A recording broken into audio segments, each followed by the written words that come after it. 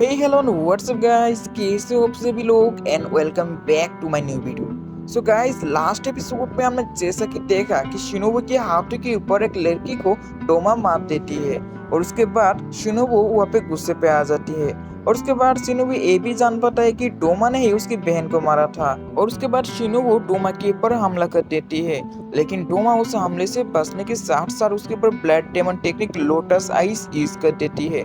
और उसके साथ साथ शिनोबु टोमा के अंदर पॉइजन भी इंजेक्ट कर लेती है।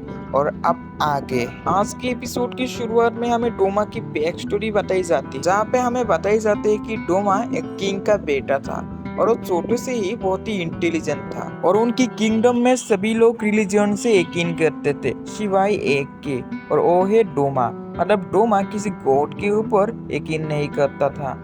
और हम लोग देखते हैं वहाँ पे डोमा को उसके पेरेंट्स के बाद किंग बनाई दी जाती है। और तभी किंगडम के सभी लोग डोमा के पास आके उनकी स्टोरी सुनाने लगते हैं और रोते थे। लेकिन तब भी डोमा वहाँ पे बहुत ही छोटा था और उनकी दुख भरी कहानी सुन के डोमा भी रोने लगता था। लेकिन डोमा एक दिन सोचते हैं कि मुझे इन सब की दुख भरी कहानी को कमाना होगा, तो इसलिए मैं क्या कर सकता हूँ, मैं तो हर वक्त सभी को खुश देखना चाहता हूँ। और तभी डोमा मुजान से कांटेक्ट करता है और डोमा एक डेमन बन जाते हैं। और डेमन बनने के बाद वो लोगों को मारना भी स्टार्ट कर देती है ताकि उनको शांति मिल सके। और डोमा ऐसे ही कॉन्टिन्यूसली सबको मारने लगता है।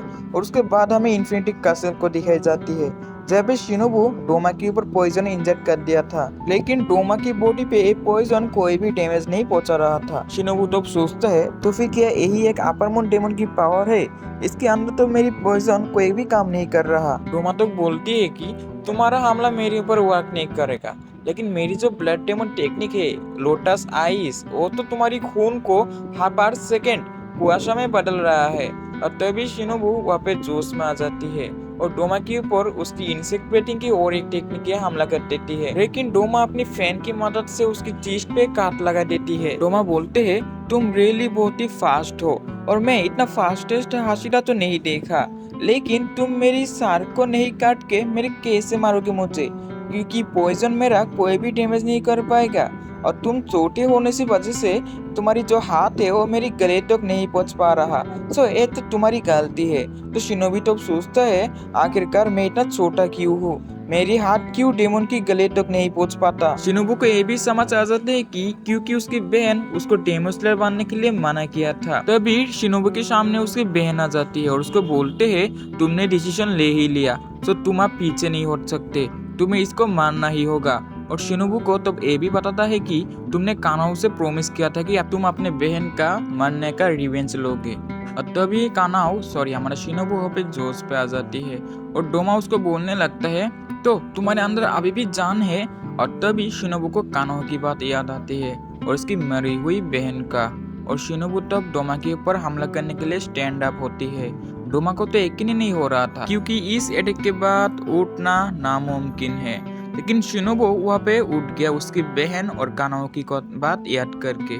डोमा तो बोलते मैं तो तुम्हारे ऊपर इम्प्रेस्ड हो गया, तुम इतनी खतरनाक अटैक खाने के बाद भी निज खुद को रिकवर कर लिया जैसे कि हम डेमन करते हैं। शिनोबू तो बोलते हैं insect breathing fourth form dance of the centipede, एवं ए बोलने के बाद वो डेमन के ऊपर हमला कर देती है। डोमा वो से बचने की कोशिश करता है, लेकिन शिनोबी अपना स्वॉर्ड उसके गले में घुसा देती है। और उसके बाद हमें शिनोबू की पास दिखाई जाती है जब उसकी फैमिली के सारे मेंबर सोए हुए थे, लेकिन तभी वहाँ पे एक डेमन हमला कर देती है और सभी को मार देना शुरू करती है। लेकिन वहाँ पे शिनोबू और उसकी बहन को ग्यूमिया के बचा लेती है। और तभी शिनोबू और उसकी बहन कसम खाता है कि उन लोग अपनी सारी जिंदगी डेमोन्स को मारने में दे देंगे। और उसके बाद कहानी हमें प्रेजेंट पे दिखाई जाती है जहाँ पे शिनोबू अपनी स्वॉर्ड अभी भी डोमा के अंदर ही घुसा दिया था और उसकी पॉइजन इंजेक्ट कर रहा था। और साथ ही साथ उसकी मनों पे उसकी जो बहन था वो आ रहा था। और शिनोबू तो बोलता है आज मैं सभी डेमोन्स को मार के ही रहूंगा, क्योंकि इन सारे डेमोन्स ने ही मेरी पास से मेरी जो फैमिली था उनको छीन के लिया। सो आज ही इनका ईटी हो जाएगा। लेकिन तभी शिनोबी देखते हैं कि वहाँ पे डोमा स्माइल करते हैं, मतलब उसकी पॉइजन का कोई असर डोमा के ऊपर नहीं पड़ रहा। तभी डोमा शिनोबू को पकड़ के बोलते हैं कि मैं तो तुम्हारे ऊपर इम्प्रेस्ड हो गया, तुमने इतना सारा कोशिश कर रहे हो, तुम्हारे अंदर तुम्हारी बहन की जरा टैलेंट तो नहीं लेकिन हार्ड वर्किंग है, तुम्हें और भी ज्यादा कोशिश करने की कोई जरूरत नहीं। मैं तुम्हारी दर्द को कमा देता हूँ और वो भी तुम्हें खा के। मैं तुम्हें इनर पीस दे दूंगा। और तभी हम लोग देखते हैं कानाओ वहाँ पे आने लगता है और कानाओ जब डोमा के पास चला जाता है तो भी वो देखते हैं कि शिनोबू को एक डोमा ने पकड़ के रखा है। और तभी वो गुस्से में आ जाता है और डोमा बोल के उस पर चिल्लाता है। सॉरी, वहाँ पे जो डोमा का नाम भी नहीं उसे पता। सो चिल्लाता है और फ्लावर बेटिंग का फोर्थ फ्रॉम डोमा के ऊपर यूज करता है। लेकिन डोमा को इससे किया होगा। डोमा तो बोलते है कि मुझे डिस्टर्ब मत करो, मैं अभी एक लड़की को ऑब्जर्व कर रहा हूँ। और तभी कानाओ की आंखों के सामने में ही डोमा ने शिनोबू को खा लेता है और यही पे हमारी इंसेक्ट हाशिरा शिनोबू की डेथ हो जाती है। मतलब गाइस शिनोबू का डेथ ऐसा होगा मैंने तो कभी सोचा नहीं था। सो हम आप आगे देखते हैं। डोमा तो बोलते है कि मिस डॉस लाकी ही लकी हूँ और एक लड़कियां मेरे सामने आ गई। और कानाओ अपनी दोनों बहन को खोने के बाद वहाँ पे चुप हो जाती है। उसके बाद हमें जेनित्सु को दिखाई जाती है जो एक कमरे के बाहर किसी को बुला रहा था। और तभी उस कमरे से एक डेमन बाहर आती है। इस डेमन का नाम था काइगाकू। जेनित्सु और उसकी बातें का स्टाइल देख के हम समझ पाते हैं कि ये दोनों पहले से ही एक दूसरे को पहचानते थे।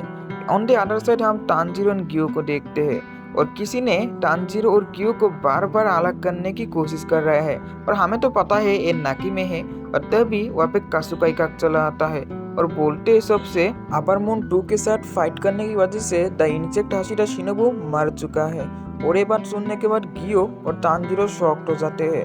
तानजीरो की आंखों के सामने शिनोबू का फेस चला आता है और तानजीरो को ना चाहते हो भी उसकी आंसू चला आता है। ऑन दी अदर साइड हम देखते हैं कि कासुकाई को के ऊपर एक निशान लगा हुआ था। असल में मास्टर के जो बच्चे थे हमें बताई जाती है वो बच्चे 2 नहीं 5 है और इनमें से 2 तो मर चुका है लेकिन 3 अभी भी जिंदा है। और 3 में से जो एक है मतलब जो उबुआशी की क्लैन का लीडर बन चुका है उसका नाम है किराया। और वही अभी मास्टर के बाद वो क्लैन को संभाल रहा है।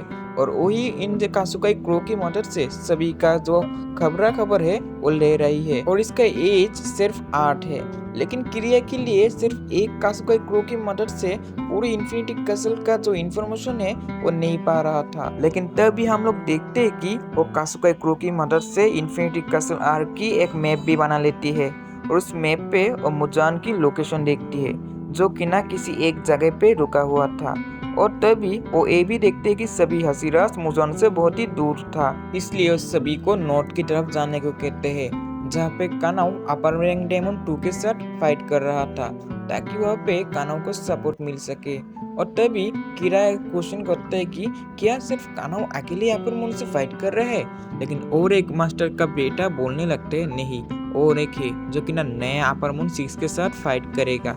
और उसके बाद हमें देखा ही जाते है कि डाकी और ग्यूटर के बाद नया अपर मून 6 एक काइगाको को बना दिया गया जिसको थंडर ब्रीथिंग की फास्ट फॉर्म को छोड़ के बाकी सब आता है।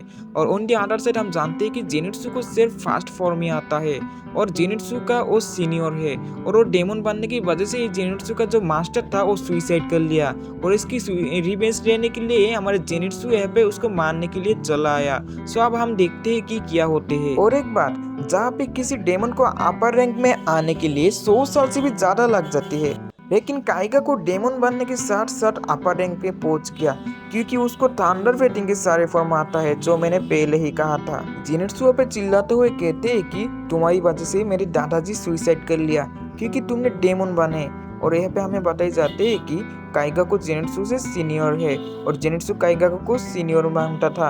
और उसके पास जो स्पैरो आया था मतलब ग्योमी के पास ट्रेनिंग करते हुए उस लेटर पे उसके दादाजी की सुसाइड और काइगाको का डेमन बनने के बाद लिखा हुआ था, इसलिए जेनित्सु अब तक उसको ढूंढ रहा था और फाइनली उसको मिल ही गया। काइगाको तो बोलता है कि वो पूरा आदमी मर गया, ऐसा अच्छा ही हुआ क्योंकि मैं इतना स्ट्रॉन्गेस्ट होने के बाद भी वो मुझे स्ट्रॉन्गेस्ट टाइटल नहीं देना चाहता।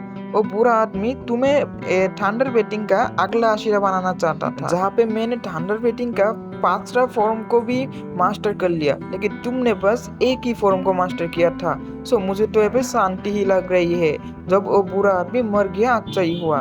जब जेनित्सु बोलता है तुम्हें क्या लगा मैं तुम्हें छोड़ दूंगा, तुम्हें थंडर बेटिंग की सारी फॉर्म आता है लेकिन फास्ट फॉर्म तो नहीं आता ना, इसलिए ही मेरी दादाजी ने तुम्हें स्ट्रॉन्गेस्ट वाले टाइटल नहीं दिया। सो आप तुम मेरे हाथों मानने वाले हो। काइगा को जो बोलते है कि तुम जैसे लूजर के साथ तुम मुझे कंपेयर कर रहे हो, अब तुम्हारा खैर नहीं। Thunder breathing fourth from distant thunder, और यहाँ पे जेनर्सुन 1 नैनो सेकंड पे उसके पास चला आता है, मतलब थंडर ब्रीथिंग का फास्ट फॉर्म यूज़ करके, और उसके गले पे हल्के सा काट लगा देती है। और यहीं पे हमारा सीजन 5 की दूसरा एपिसोड खत्म हो जाता है। सो अगले एपिसोड पाने के लिए चैनल पे नए हो तो सब्सक्राइब कर लेना। सो मिलते हैं अगले एक एपिसोड में, आज के लिए गुड बाय।